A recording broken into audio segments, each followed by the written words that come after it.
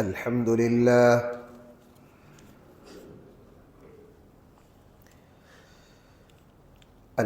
لله نحمده ونستعينه ونستغفره ونؤمن به ونتوكل عليه ونعوذ بالله من شرور أنفسنا ومن سيئات أعمالنا من يهده الله فلا مضل له ومن يضلله فلا هادي له ونشهد أن لا إله إلا الله وحده لا شريك له ونشهد أن سيدنا وسندنا ومولانا محمدا عبده ورسوله صلى الله تعالى عليه وعلى آله وأصحابه وبارك وسلم تسليما كثيرا كثيرا.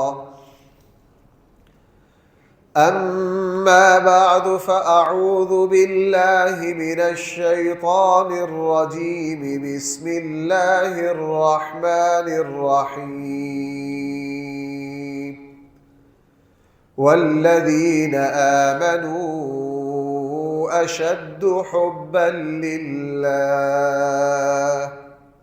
صدق الله مولانا العظيم.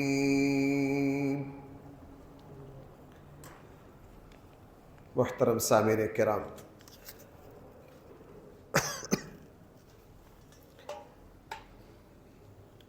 صحیح بخاری کی روایت ہے اور صحیح مسلم میں بھی ہے. حضرت انس رضی اللہ عنہ ارشاد فرماتے، نبی کریم صلی اللہ علیہ وسلم نے ارشاد فرمایا کہ 3 باتیں جس مسلمان میں پائی گئیں وہ ایمان کی مٹھاس اور حلاوت کو پالے گا. نمبر 1، اللہ اور اس کے رسول سے سب سے زیادہ محبت کرنا، اپنے مسلمان بھائیوں سے اللہ کے لیے محبت کرنا. اللہ تعالیٰ نے ہمیں جب کفر سے بچا لیا ہے تو دوبارہ پلٹ کر کفر کی طرف جانے سے نفرت کرنا، آگ میں جل جانا گوارا کرنا اور کفر سے کیا کرنا؟ نفرت کرنا. یہ 3 باتیں جس مسلمان نے اپنے اندر پالی، حاصل کر لی، فرمایا وہ ایمان کی مٹھاس، ایمان کی لذت، ایمان کی حلاوت کو ضرور پائے گا. اس کی تھوڑی سی تشریح سمجھ لیجئے. پہلی بات یہ ذہن میں رکھیے، ایمان کیسی طاقتور چیز ہے، ایمان کتنا بڑا سرمایہ ہے ایک مومن کا. پچھلے 2-3 جمعوں میں میری گزارشات آئی تھی، ان میں یہ حدیث بار بار آئی کہ کل قیامت والے رسول اللہ صلی اللہ علیہ وسلم نے فرمایا تمہیں بتاؤں میری امت کا مفلس اور غریب کون ہے. بھئی یہ حدیث پچھلے 3-4 جمعوں میں میں نے بار بار آپ کے سامنے بیان کی. اسی حدیث سے ایمان کی بھی ایک فضیلت بڑی عجیب سمجھ آتی. رسول اللہ صلی اللہ علیہ وسلم نے فرمایا تو میں بتاؤں میری امت کا مفلس اور غریب کون ہے؟ میری امت کا مفلس اور غریب وہ نہیں ہے جس کے پاس دنیاوی مال و دولت نہ ہو، بلکہ میری امت کا مفلس غریب وہ ہے جو کل قیامت والے دن بہت نیکیاں لے کر آئے گا، لیکن اس نے دوسروں کے حقوق مارے ہوں گے، دوسروں پر ظلم کیا ہوگا، دوسروں کا حق دبایا ہوگا، دوسروں کی جائیدادیں ہڑپ کی ہوگی، رشوتیں لے کر دوسروں کے حق کو مارا ہوگا، فرمایا کہ کل قیامت والے دن اس کی ساری نیکیاں حقوق کے بدلے میں دوسروں کو دے دی جائے گی اور یہ بالکل خالی ہو جائے گا۔ اللہ کے نبی نے فرمایا یہ میری امت کا مفلس ہے۔ اب ذرا اگلی بات سمجھیے، حضور نے کیا فرمایا؟ جو 3 باتیں اپنے اندر جمع کر لے وہ ایمان کی حلاوت اور مٹھاس کو پائے گا۔ ایمان کتنی بڑی نعمت ہے۔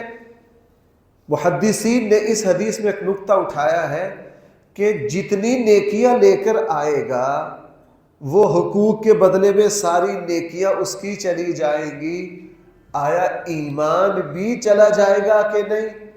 سوال ہی پیدا نہیں ہوتا۔ ایمان نہیں دوسروں کو دیا جائے گا، بھائی ایمان دوسروں کو نہیں دیا جائے گا۔ ایمان اللہ تعالیٰ کی اتنی بڑی نعمت ہے کہ کل قیامت والے دن اللہ نہ کرے اگر اپنی کمزوریوں کی وجہ سے، دوسروں کے حقوق کو ضائع کرنے کی وجہ سے کسی مسلمان کے سارے اعمال چلے بھی گئے، بھائی ایمان پھر بھی کیا رہے گا؟ سلامت رہے گا۔ ایمان اتنی محفوظ چیز ہے۔ اور وہ آیت کا شان نزول تو میں آپ کو بار بار سناتا ہوں، بڑی مرتبہ سناتا ہوں، چونکہ وہ ایمان کو بڑی لذت دیتا ہے، اس سے دل کو بہت سکون ملتا ہے۔ قرآن کریم نے 14ویں پارے کی جو پہلی آیت ہے ربما یود الذین کفروا، اس کا شان نزول مفسرین نے یہ لکھا ہے کہ جس وقت اہل جنت جنت میں چلے جائیں گے اور دوزخ والے جہنم میں چلے جائیں گے تو وہاں کافروں کے ساتھ ایسے مسلمان بھی ہوں گے جن کے اعمال نہیں تھے، جو عملوں میں کمزور تھے، اور جب وہ کافروں کے ساتھ سزا کاٹیں گے تو کافر ایک دن ان کو تانا دیں گے کہ تمہارے ایمان نے تمہیں کیا فائدہ پہنچایا؟ اگر ہمارے ساتھ ہی دھکے کھانے تھے، اگر ہمارے ساتھ ہی ذلیل ہونا تھا، عذاب کا سامنا کرنا تھا، تو تمہارے ایمان نے تمہیں کیا فائدہ دیا؟ جہاں ہم وہی تم، جہاں تم وہی ہم، تو تمہارا ایمان کس کام آیا؟ جب کافر یہ بات کہیں گے تو اللہ تعالیٰ کی رحمت کو جوش آئے گا۔ اللہ تعالیٰ جہنم کے ذمہ دار فرشتوں سے کہیں گے کہ پوری جہنم پر دوبارہ ریکارڈ چیک کیا جائے، نظر ڈالی جائے، جس انسان کے دل میں رائی کے برابر بھی ایمان ہو، سرسوں کے چھوٹے سے بیج کے برابر بھی کیا ہو؟ ایمان ہو، اس کو دوزخ سے نکال لیا جائے۔ اور جب وہ لوگ جن کا ایمان بالکل آخری سطح کا تھا ان کو بھی جہنم سے نکال لیا جائے گا، تو اس وقت کافر حسرت سے کہیں گے، یہ جو 14ویں پارے کی پہلی آیت ہے، ربما یود الذین کفروا لو کانوا مسلمین، کافر کہیں گے کاش ہم بھی مسلمان ہوتے، ہمارے پلے بھی کوئی ایمان کا ذرہ ہوتا تو آج ہماری بھی نجات ہو جاتی۔ ایمان بھائی اتنی مضبوط چیز ہے۔ اصل میں پتہ کیا ہے، ہم پیدائشی طور پر مسلمان ہیں، باپ دادے مسلمان ہیں، ہمارے یہاں ایمان کی وہ قدر و قیمت نہیں ہے۔ آپ کبھی کسی غیر مسلم کے پاس بیٹھیے، مجھے ایک مرتبہ ایک گورے نوجوان مسلمان ہوئے، ان کے پاس کچھ گھنٹے بیٹھنے کا موقع ملا، وہ ہر 2 منٹ کے بعد عربی کا وہ کلمہ کہتا تھا کہ اے اللہ تو نے مجھے ایمان کی دولت دی، میں اس پر تیرا لاکھ بار شکر ادا کرتا ہوں۔ مجھے اس نے 1 مرتبہ کہا، 2 مرتبہ کہا، میں 2-2.5 گھنٹے کی مجلس میں اس کی زبان سے بار بار نشکر اللہ علی نعم الاسلام، وہ بار بار کہہ جاتا تھا، اشکر اللہ علی نعم الاسلام، اشکر اللہ علی نعم الاسلام۔ اے اللہ میں آپ کا شکریہ ادا کرتا ہوں، آپ نے مجھے اسلام اور ایمان کی نعمت دی۔ میں نے عرض کیا کہ چونکہ اس نے دھکے کھا کر محنت کر کے اس کو ایمان کی دولت ملی ہے، تو اب اس کو ایمان کی قدر کا اندازہ ہے۔ ہمیں چونکہ پیدائشی طور پر اللہ نے یہ نعمت دے دی، اور بھائی باپ دادے ذمہ دار ہونا، ابھی گندم کی فصل آئے گی تو ذمہ داروں کے یہاں گندم کی کیا اہمیت ہے ان کو پتہ، حویلی میں ڈھیر لگے پڑے۔ پیدائشی طور پر جو چیز مل جائے اس کی قدر، آپ سوات جائیے، ان علاقوں میں جائیے جہاں یہ پھل ہے، جہاں تو میرے ایک دوست ہیں، میں ان کے یہاں ایک مرتبہ بیان پر گیا، سوات ان کی مسجد ایسی خوبصورت جگہ ہے، وہاں سچی بات یہ ہے وہ منظر میں نہیں بھولتا، وہاں کھڑے ہو کر نماز پڑھاتے ہوئے بیان کرتے ہیں، یوں لگتا ہے جیسے جنت میں بیان کر رہے ہیں۔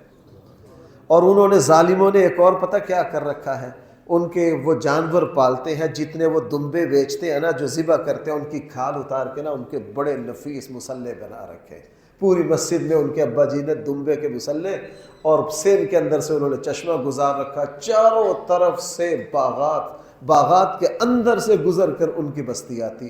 جب آپ وہاں بیان کر رہے ہیں تو کھڑکیاں کھلی ہیں، ادھر نظر مارو پھل لدا ہوا ہے، ادھر بھی۔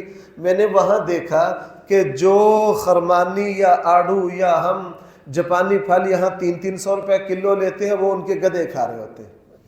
وہ کیا کر رہے ہوتے ہیں ان کے؟ اب ان کے یہاں چونکہ ایک نعمت فراوانی کے ساتھ ہے، ان کو اس کی قدر کا اندازہ نہیں ہے۔ ہم چونکہ بہت مہنگے لیتے ہیں، ہمیں پتہ ہے کہ اس کی قدر و قیمت کیا ہے۔ تو بھائی ایمان اللہ تعالیٰ کی بہت بڑی نعمت ہے۔ اگلی بات سمجھیے، ایمان میں جب طاقت آ جاتی ہے، ایمان میں جب کیا آ جاتی ہے؟ قوت آ جاتی ہے، پھر بندے کا اسباب سے بھروسہ اٹھ جاتا ہے۔ اس بات کو بھی ذرا باریکی سے سمجھیے، جب اللہ پر، اللہ کے رسول پر بندے کا ایمان، اعتماد، یقین پختہ ہو جائے، پھر بندہ پہلی نعمت اس کو یہ ملتی ہے، وہ اسباب کا پجاری نہیں رہتا، اور اس کو پھر اس وقت اللہ سے مانگنے میں زیادہ لذت آتی ہے جب اس کے پاس کچھ نہ ہو، چونکہ وہ اسباب کو کچھ نہیں سمجھتا۔ مثال لے لیجئے، تاریخ کی مشہور مثال ہے، حضرت عمر رضی اللہ عنہ نے جس وقت حضرت عمر رضی اللہ عنہ کے پاس خط لکھا حضرت عمرو بن عاص رضی اللہ عنہ فاتح مصر نے، جو مصر کے گورنر تھے، مشہور واقعہ ہر مسلمان بچے کو پتہ ہے کہ دریائے نیل میں کیا کیا جاتا تھا، ایک زمانہ جاہلیت کی رسم تھی کہ نہیں۔ حضرت عمرو بن عاص نے جب دیکھا، کہا میں اس وقت تک اجازت نہیں دے سکتا جب تک میں اپنے خلیفہ سے، اپنے امیر سے اس کی اجازت نہ لے لوں، پابندی لگا دی۔ آئندہ اسلام آ گیا ہے، جاہلیت کا دور چلا گیا ہے، آپ یہ رسم ادا نہیں کر سکتے کہ ایک جوان بیٹی کو راستہ پہ راستہ کر کے دریائے نیل میں بہا دے، آپ یہ کام نہیں کر سکتے، میں اجازت لوں گا۔ وہاں کے ذمہ داروں نے کہا، سرکار اتنی دیر میں مدینہ خط جائے گا، آئے گا، اتنے دیر میں ہمارا دریائے نیل کا جو یہ معاملہ ہے کہ بچی کو پھینکا جائے گا اور پانی آئے گا، یہ سیزن گزر جائے گا، مجھے اس کی کوئی پرواہ نہیں۔ حضرت عمر رضی اللہ عنہ کو خط لکھا، حضرت عمر نے پڑھا تو حضرت عمر کا اب وہ الفاظ ہے، اگر بندے کے پاس ایمان کی روشنی نہ ہو تو حضرت عمر کا یہ خط سمجھے؟ کیوں بھائی، آتا ہے سمجھ؟ نہیں آتا۔ ہم چونکہ ایمان میں، حضرت عمر نے 2 جملے لکھے۔ کیا لکھا؟ حضرت عمر نے فرمایا کہ یہ میرا خط دریائے نیل میں ڈال دیجئے، اور اس میں کیا کہا کہ اگر تم اپنی مرضی سے چلتے ہو، ہمیں تمہارے پانی کی ضرورت نہیں، اپنے پاس رکھو، اگر اللہ کے حکم سے چلتے ہو تو چلو، اللہ نے تمہاری ڈیوٹی لگائی ہے ہمیں پانی دینے کی، دریائے نیل ہمیں پانی مہیا کرو۔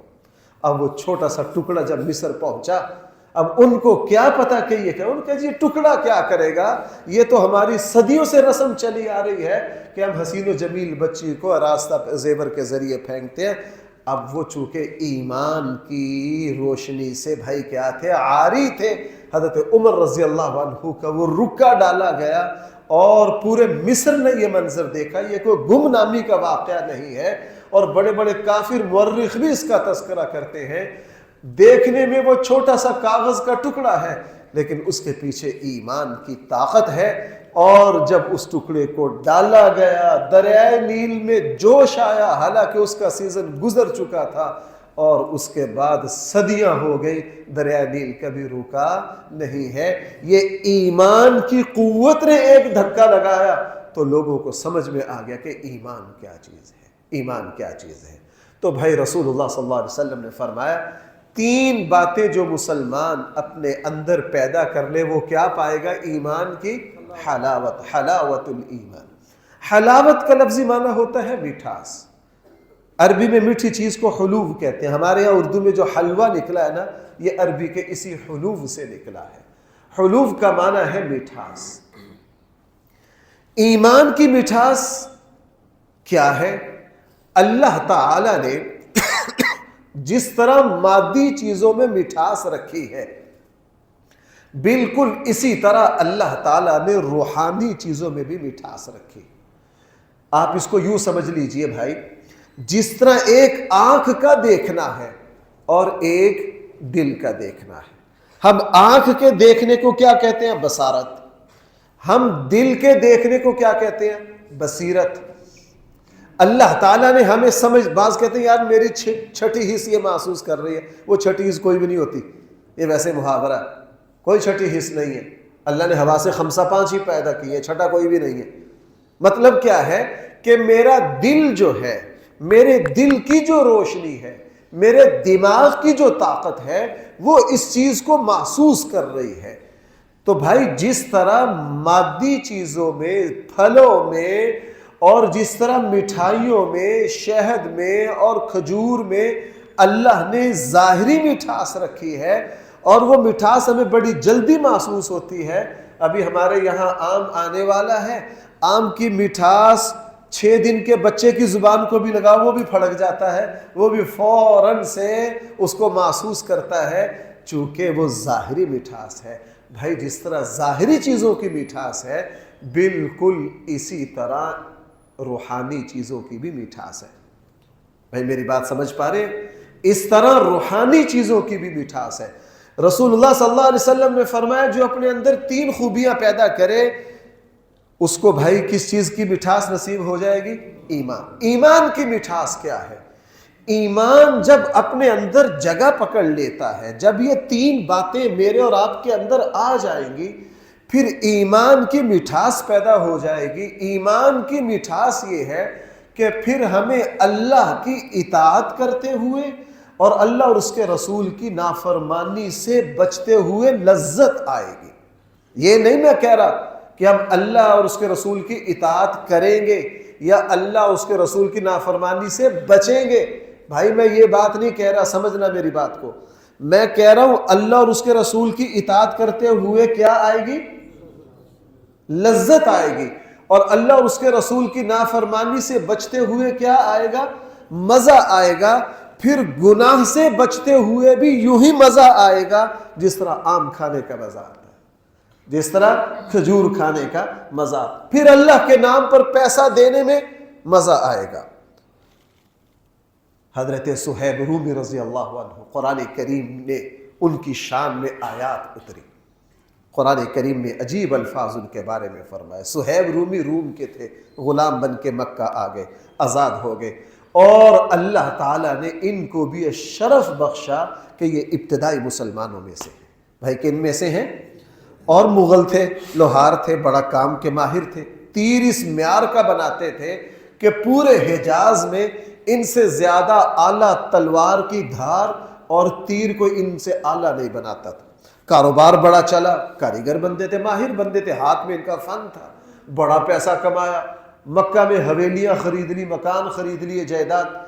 اب جب ہجرت کرنے کی باری آئے، آپ کو پتہ ہے مکہ والے ہجرت کرنے نہیں دیتے تھے، مارتے تھے۔ رسول اللہ صلی اللہ علیہ وسلم کی بیٹی پر بھی قاتلانہ حملہ ہوا، وہ تو حضرت عمر تھے نا، پورے 250 صحابہ میں، یہاں تک کہ رسول اللہ صلی اللہ علیہ وسلم کو بھی خفیہ ہجرت کرنی پڑی، صرف حضرت عمر تھے شیر کے بچے 250 صحابہ میں جو علل اعلان ہجرت کر کے گئے کہ میں مدینہ جا رہا ہوں، جس میں جرت ہو، جو چاہتا ہو کہ اس کی بیوی بیوہ ہو جائے، وہ مجھے روک لے، میں مدینہ جا رہا ہوں۔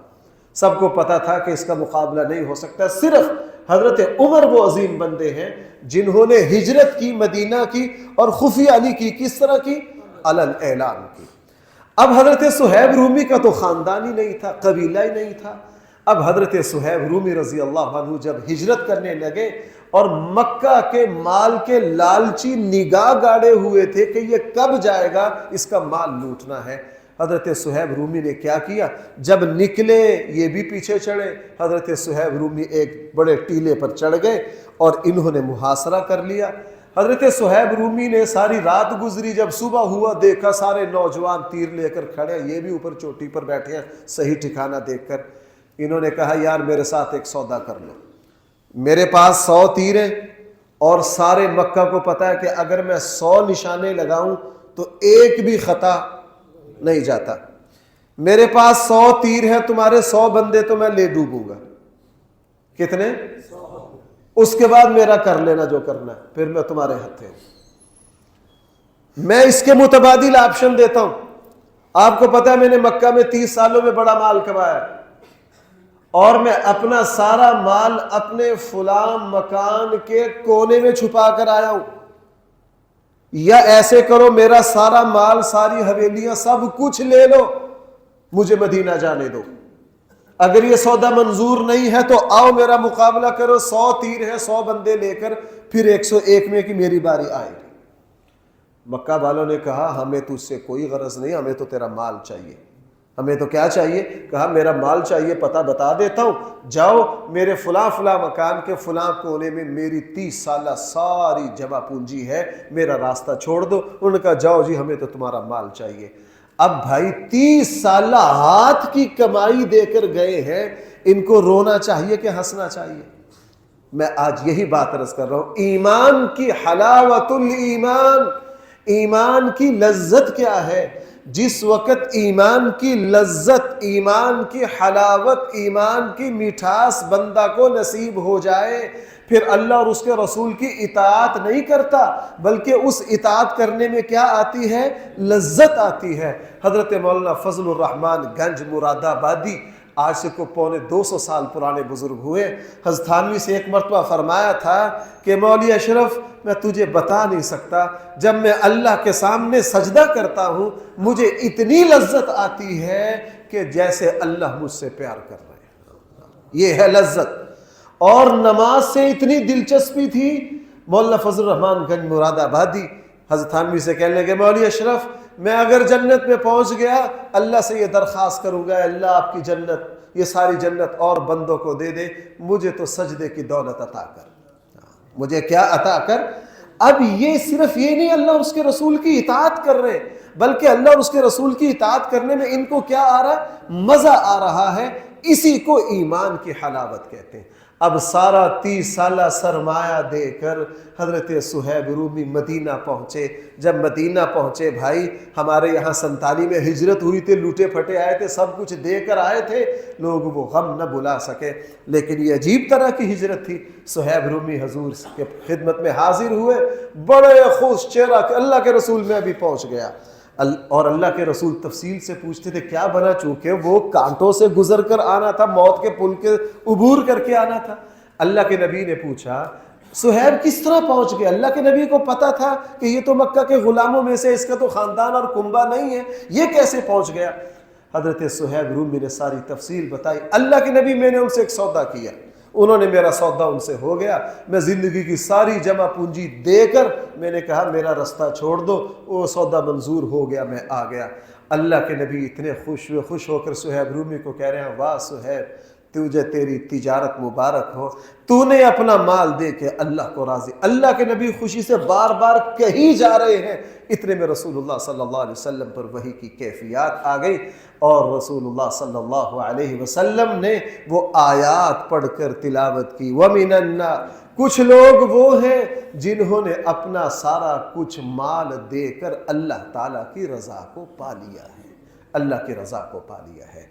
تو بھائی میں حدیث آپ سے کیا عرض کر رہا تھا، رسول اللہ صلی اللہ علیہ وسلم نے ارشاد فرمایا 3 خوبیاں ایسی ہیں جو مسلمان اپنے اندر پیدا کر لے وہ ایمان کی حلاوت پائے گا۔ حلاوت مٹھاس کو کہتے ہیں، اور ایمان کی حلاوت یہ ہے کہ بندہ اگر یہ ایمان کی حلاوت نصیب ہو جائے پھر اس کو اللہ اور اس کے رسول کی اطاعت کرنے میں کیا آتی ہے؟ لذت آتی ہے۔ اللہ اور اس کے رسول کی نافرمانی سے بچنے میں کیا آتا ہے؟ مزہ آتا ہے۔ اور ایمان کی ایک سطح اور ہے بھائی، اس کو بھی ذرا ذہن میں رکھیے۔ ایمان کی ایک سطح اور ہے جو اس سے بھی اوپر ہے، ایمان کی ایک سطح اور ہے وہ اس سے بھی اوپر ہے۔ وہ کیا ہے؟ ایک ہے اللہ اور اس کے رسول کی اطاعت میں لذت آنا، ہمیں وہی نصیب ہو جائے تو ہم سب سے بڑے خوش نصیب، لیکن ایک درجہ اس سے اوپر کا ہے۔ وہ کیا؟ اللہ اور اس کے رسول کی محبت میں اگر تکلیفیں آئیں، وہ تکلیفیں بھی لذت دیں، اللہ اور اس کے رسول کی محبت میں کیا آئے اور وہ تکلیفیں بھی کیا دیں؟ لذت دیں۔ آئے ہائے ہائے، اگر کسی کو یہ نصیب ہو جائے اس کا کہنا ہی کیا۔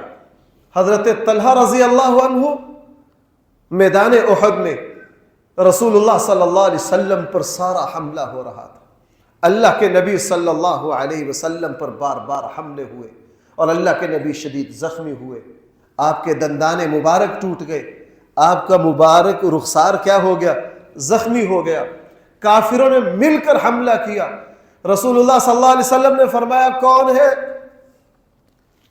جو اس حملے کو دفع کرے، موڑے، میں اس کو جنت کی ضمانت دیتا ہوں۔ یہ عظیم صحابی آگے بڑھے، اللہ کے نبی پر کھڑے ہو گئے اور جو بھی تیر آ رہا ہے اس کو اپنے بازو پر لے رہے، ایک تیر، دو تیر، تین تیر، 100 کے قریب تیر اپنے بازو پر لیے۔ کتنے؟ اور بازو شل ہو گیا، ختم ہو گیا، ناکارہ ہو گیا بازو۔ رسول اللہ صلی اللہ علیہ وسلم نے جنگ کے بعد فرمایا واہ طلحہ، یہ مزے مزے سے یہاں پھر رہا ہے اور اس کا جو بازو ہے وہ جنت میں پہنچ گیا ہے۔ اب حضرت اگلی بات جو اس کا تعلق میں، یہ میرا موضوع نہیں ہے، یہ تمہید ہے۔ اب ہوتا کیا تھا، اس صحابی کا بازو ناکارہ، لیکن جمعے والے دن غسل کرتے اور اپنے اس بازو کو سب سے زیادہ خوشبو لگاتے، ناکارہ بازو، اس کو کیا کرتے؟ خوشبو لگاتے اور فرماتے کہ میرا یہ جو بازو ہے اسی کی برکت سے باقی وجود جنت میں جائے گا، یہ جنت تو یہ وجود تو دنیا میں پھر رہا ہے اور یہ بازو تو شل ہو کر اللہ کے نبی کی حفاظت کر کے جنت میں پہنچ گئے۔ اب ان کو اپنے اس مفلوج شدہ بازو سے لذت آتی، بعض مرتبہ اس کو چومتے، علامہ ذہبی نے لکھا اس کو کیا کرتے؟ اس کو چومتے، اس کو خوشبو لگاتے، اس کو خوشبو لگاتے کہ میرا یہ بازو قربان ہو گیا ہے کس پر؟ اور جب کھانا کھانے بیٹھتے تو حضرت عمر آ کے ان کے پاس بیٹھتے، حضرت عمر برکتن، کیا؟ برکتن، میرا موضوع نہیں، میں موضوع سے ہٹ جاتا ہوں، میرا مزاج نہیں ہے۔ وہاں مسجد نبوی میں ایک صاحب، ایک بیچاری بوڑھی اماں نے وہ ہاتھ پھیر لیا تو وہ آپ کو پتہ شرطیں مارتے ہیں، کیا ہو گیا؟ شرک ہو گیا۔ کیا ہو گیا؟ شرک۔ پتہ نہیں ان کے یہاں ہر چھوٹی بات، وہ شرک سے پیچھے بریک ہی کوئی نہیں۔ شرطیں کو ہم نے کیا کہنا ہے؟ اتنے میں وہاں جو عالم کھڑے ہوتے ہیں وہ بھی آ گئے، وہ بھی کہہ رہے ہیں شرک۔ میں نے اس عالم سے کہا کہ یار یہ شرطہ جو کہتا ہے وہ کہنے دے، آپ کیوں کہتے ہیں؟ آپ تو عالم دین ہیں۔ اس نے کہا جی یہ شرک ہے۔ میں نے کہا، کہنے لگے اس کا شریعت میں کوئی ثبوت نہیں ہے۔ میں نے کہا بھائی وہ اس کو خدا نہیں، ہم اس پتھر کو خدا سمجھتے ہیں؟ کیا بھائی سمجھتے ہیں؟ صرف برکت ہے نا، صرف کیا ہے؟ برکت ہے۔ میں نے کہا باعث برکت ہے، کہنے لگا باعث برکت بھی شرک ہے۔ میں نے کہا حضرت طلحہ، حضرت عمر کیا کرتے تھے؟ علامہ ذہبی نے اس کو ذکر کیا، اس شل شدہ بازو پر حضرت عمر کیا کرتے تھے؟ برکت سے ہاتھ پھیرتے تھے اور کہا کرتے تھے یہ باعث برکت ہے۔ رسول اللہ صلی اللہ علیہ وسلم کی چیزوں کو صحیح بخاری میں ہے، میں اپنی طرف سے نہیں کہہ رہا، جس وقت اللہ کے نبی حجۃ الوداع پر تشریف لائے تو جس وقت جمرات کی سعی سے فارغ ہوئے اور بال کٹوانے کی باری آئی، سارے مراحل کر آ کے تو رش لگ گیا۔ رسول اللہ صلی اللہ علیہ وسلم نے پوچھا یہ رش کس چیز کا ہے؟ صحابی نے عرض کیا اللہ کے رسول سارے آپ کے بال لینا چاہتے ہیں، سارے کیا کرنا چاہتے ہیں؟ حضور نے فرمایا ان سب سے کہیے تم بیٹھ جاؤ۔ اللہ کے نبی نے بال کٹوا کے فرمایا ان سب میں میرے بالوں کو کیا کر دے؟ تقسیم کر دے۔ میرا شاید میں نے کسی وقت رسول اللہ صلی اللہ علیہ وسلم کی نشانیاں صدی صدی، ڈیڑھ دو صدی تک صحابہ تابعین میں چلی اور باعث برکت ان پر ہاتھ پھیرا کرتے تھے۔ تو بھائی جب اللہ کے نبی جہاں رہے ہیں وہاں برکت ہی برکت ہے، وہاں ہاتھ پھیرنے سے کوئی شرک نہیں لازم آتا، بلکہ یہ بھی کیا ہے، یہ رسول اللہ صلی اللہ علیہ وسلم کی محبت ہے۔ صحیح بخاری میں ہے، حضرت ام سلمہ رضی اللہ عنہا کے پاس رسول اللہ صلی اللہ علیہ وسلم کا جبہ تھا۔ کسی کمزور بندے نے نہیں، اس حدیث کو امام بخاری نے ذکر کیا اور امام بخاری نے عنوان قائم کیا حضور کے آثار سے برکت لینا۔ تو وہ جبہ کیا ہوتا، مدینہ میں جب بھی کوئی شخص بیمار ہوتا تو اماں جی کے دروازے پر آ کر دستک دیتی، اور اماں جی کیا کرتی، حضور کے جبے کا ایک ہلکا سا کنارہ لے کے وہ جو پانی پیالے میں لاتی اس میں ڈبو دیتی، اور جس بھی مریض کو پلایا جاتا اللہ اس کو شفا دیتے، اللہ اس کو کیا دے دیتے۔ ہاں باقی ہمارے لوگ وہاں جا کے جو سجدہ کرتے ہیں، روزہ کی طرف سجدہ کر رہے ہیں، وہ شرک ہے، وہ غلط ہے، صرف اس حد تک کہ وہاں برکتاً کسی چیز کو ہاتھ پھیر لینا، اور بھائی یہ کوئی شرک والی بات نہیں ہے۔ تو آئیے دوبارہ کہاں سے چلے تھے ہم بھائی؟ رسول اللہ صلی اللہ علیہ وسلم نے فرمایا 3 باتیں اگر کوئی اپنے اندر پیدا کر لے تو اللہ تعالیٰ اس کو ایمان کی مٹھاس اور لذت عطا فرمائیں گے۔ ایمان کتنی قیمتی چیز ہے بیان ہو چکا۔ ایمان کی حلاوت کیا ہے؟ اس کے 2 درجے ہیں۔ ایمان کی حلاوت کا درجہ اول یہ ہے کہ بندہ اللہ اس کے رسول کی اطاعت میں لذت آئے، اللہ اور اس کے رسول کی نافرمانی میں چھوڑنے میں لذت آئے۔ جب گناہ چھوڑیں تو یوں مزہ آئے جیسے پتہ نہیں میں نے کیا کما لیا ہے، روتے روتے نہیں۔ یہ لذت کا درجہ اول ہے۔ ایمان کی حلاوت اور لذت کا جو دوسرا درجہ ہے وہ یہ ہے کہ اگر اللہ اور اس کے رسول کے نام پر تکلیف پہنچے، ان تکلیفوں میں دنیا کی لذتوں سے زیادہ مزہ آئے، جس طرح صحابہ اکرام میں تھا، جس طرح کس میں تھا۔ اب وہ 3 باتیں کون سی ہیں؟ ذرا تھوڑی سی ان کی تشریح سمجھ لیجئے۔ پہلی بات فرمائی کہ جو اپنے اندر یہ خوبی پیدا کرے گا اللہ اس کو ایمان کی مٹھاس اور لذت دے دے گا۔ پہلی خوبی یہ ہے کہ اللہ اور اس کے رسول سے سب سے زیادہ کیا کرے؟ محبت کرے۔ بھائی کس سے؟ اللہ اور اس کے رسول سے سب سے زیادہ محبت، اتنی محبت کرے کہ اللہ اور اس کے رسول کے مقابلے میں کسی چیز کو نہ لائے۔ اللہ تعالیٰ کو یہ بات بہت پسند ہے، یہ بات بہت پسند ہے، اس لیے ہمارے آقا صلی اللہ علیہ وسلم دعا مانگ رہے ہیں۔ اور بھائی شاید ہم نے کبھی زندگی میں یہ دعا نہ مانگی ہو۔ بھائی توجہ ہے آپ کی؟ ترمذی میں حدیث کی 3 کتابوں میں اللہ کے نبی دعا مانگ رہے ہیں، اللہم انی اسألک حبک وحب من یحبک، اے اللہ میں آپ سے آپ کی محبت کا سوال کرتا ہوں۔ اللہ کے نبی اللہ سے کیا مانگ رہے ہیں؟ اللہ کیا دے دے؟ بھائی ہم نے کبھی اللہ کی محبت مانگی ہے؟ میں نے تو آج اپنا احتساب کیا، مجھے تو بڑا دکھ ہوا کہ یار ہم تو کبھی ہو گیا۔ امام الانبیاء صلی اللہ علیہ وسلم دعا مانگ رہے ہیں، اللہم انی اسألک حبک وحب من یحبک، اے اللہ میں آپ سے آپ کی محبت مانگتا ہوں، اس کے بعد اے اللہ میں آپ سے اس شخص کی محبت مانگتا ہوں جو آپ سے محبت کرتا ہو۔ رسول اللہ صلی اللہ علیہ وسلم نے دعا مانگی۔ اور ایک حدیث میں تو کمالی آقا کریم سے آپ کا تو کیا فرق، دعا مانگی، اللہم انی اسألک حبک، اے اللہ میں آپ سے آپ کی محبت مانگتا ہوں، اور اے اللہ مجھے اپنی محبت عطا فرما دے، خود میری اپنی ذات سے، من اہلی من نفسی و اہلی و من الماء البارد، اے اللہ میں آپ سے آپ کی محبت کا سوال کرتا ہوں، مجھے اپنی محبت اتنی دے دے کہ اے اللہ میں اپنی ذات سے بھی زیادہ آپ سے محبت کروں، اے اللہ میں آپ سے اپنے اہل و عیال سے بھی زیادہ محبت کروں، اور اے اللہ مجھے اپنی محبت اتنی دے دے کہ میں ٹھنڈے پانی سے بھی زیادہ آپ سے محبت کروں۔ رسول اللہ صلی اللہ علیہ وسلم کو چونکہ ٹھنڈا پانی پسند تھا، بھائی اللہ کے نبی کو کیا تھا؟ ٹھنڈا پانی پسند تھا، اس لیے بئر غرض جو ہے، بئر مدینہ میں سب سے ٹھنڈا پانی جو تھا وہ بئر غرض کا تھا۔ یہ مدینہ منورہ سے جس وقت آپ کوبہ جائے نا، تو جس وقت مسجد نبوی سے آپ تقریباً کوئی 2 سوا 2 کلومیٹر چلے جائیں، اور کوبا رہ جائے تقریباً 1-1.25 کلومیٹر رہ جائے تو یہاں یہ کنواں ہے اور سب سے ٹھنڈا پانی. میں نے سنا ہے, مجھے تحقیق نہیں, کسی سعودیہ میں رہنے والے دوستوں سے تفصیل پوچھ لیجئے. میں نے کچھ دن پہلے سنا تھا کہ سعودی حکومت نے بڑی پیسہ خرچ کر کے اس کنویں کو دوبارہ بحال کیا ہے. اللہ کے نبی کو اس کا پانی بہت پسند تھا. اس کا پانی کیا تھا؟ اور رسول اللہ صلی اللہ علیہ وسلم کے لیے ویسے ہی آپ کو ٹھنڈا پانی پسند تھا, لیکن کوئی مجھ پر اشکال ہی نہ کر دے کہ جی ٹھنڈا پانی تو نقصان دہ ہے. اور بھائی یہ مصنوعی ٹھنڈا نقصان دہ ہے, کنویں میں گھڑے میں جو فطری ٹھنڈا ہو وہ نقصان دہ نہیں ہے. حدیث پر کوئی اشکال نہ کرے. اللہ کے نبی کو ٹھنڈا پانی پسند تھا, کنویں کا پانی فطری ٹھنڈا ہوتا ہے اور وہ نقصان. اللہ کے نبی کو ٹھنڈا پانی بیر اغرس کا اتنا پسند تھا کہ 2 میل دور سے صحابہ اکرام یہ پانی حضور کے لیے لاتے. کہیں بھی یہ ثابت نہیں ہے کہ اللہ کے نبی نے کھانے پینے میں اتنا اہتمام کیا ہو کہ دور دور سے حضور کے لیے کچھ لایا جا رہا ہے. اللہ کے نبی کو اپنے لیے یہ اہتمام پسند نہیں تھا. ہاں صرف اس کنویں کا پانی پسند تھا.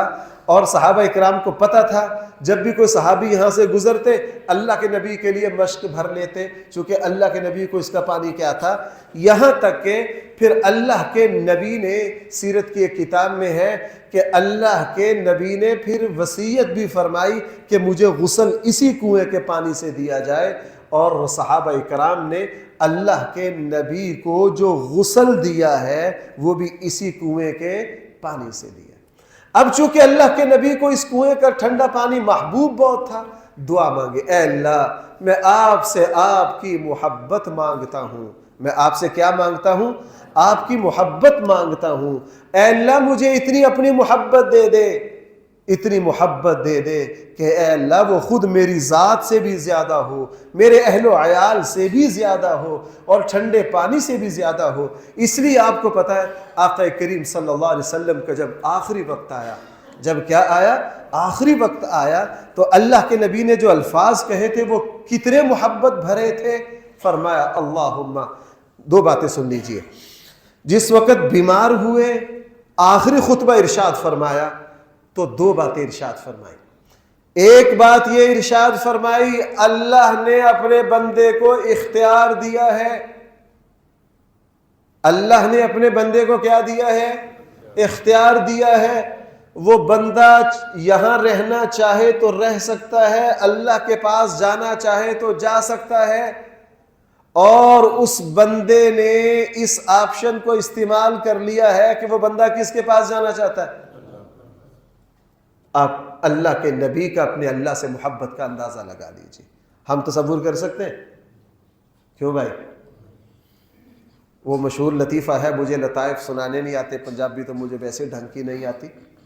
وہ مکہ میں طواف کرتے, وہ کسی نے دعا مانگ لی تھی نا, یا اللہ مجھے مکہ کی موت دے دے, اور بیمار پڑ گیا تو اگلے دن کیا کہا؟ یا اللہ میں تے اونجی کیا سی, یا اللہ میں نے تو مذاق کیا تھا, میں نے تو کیا کیا تھا؟ مذاق کیا تھا. اب رسول اللہ صلی اللہ علیہ وسلم کے سامنے آپ رہنا چاہتے ہیں یا اللہ کے پاس جانا چاہتے ہیں؟ رسول اللہ صلی اللہ علیہ وسلم نے نام نہیں لیا اپنا, فرمایا اللہ نے اپنے کسی بندے کو یہ اختیار دیا ہے, اور اس بندے نے یہ اختیار کر لیا ہے کہ وہ یہاں نہیں رہنا چاہتا, کہاں جانا چاہتا ہے؟ اللہ. یہ بات سن کر سیدنا صدیق اکبر رضی اللہ عنہ رو پڑے. سب کو تعجب, کہا کیوں رو رہے ہو آپ؟ صدیق اکبر نے کہا تم سمجھے نہیں, یہاں بندے سے مراد خود حضور ہے. یہاں بندے سے مراد کون ہے؟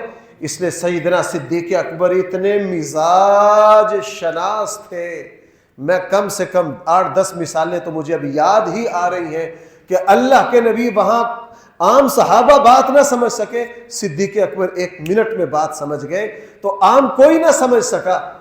صدیق اکبر کو پوچھا آپ یہ بات سن کر رونے کیوں لگ گئے؟ کہا بھائی رو کیوں نہ, وہ بندہ کون ہے؟ وہ اللہ کے نبی ہے. پتہ چلا کہ اللہ کے نبی اب جانا چاہتے.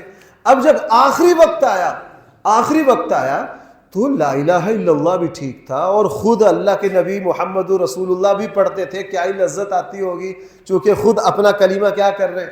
پڑھ رہے ہیں. لیکن آقا کریم صلی اللہ علیہ وسلم کے جو آخری الفاظ ہیں, آپ اس سے اندازہ لگائیے کہ رسول اللہ صلی اللہ علیہ وسلم کی اپنے اللہ سے محبت کتنی تھی۔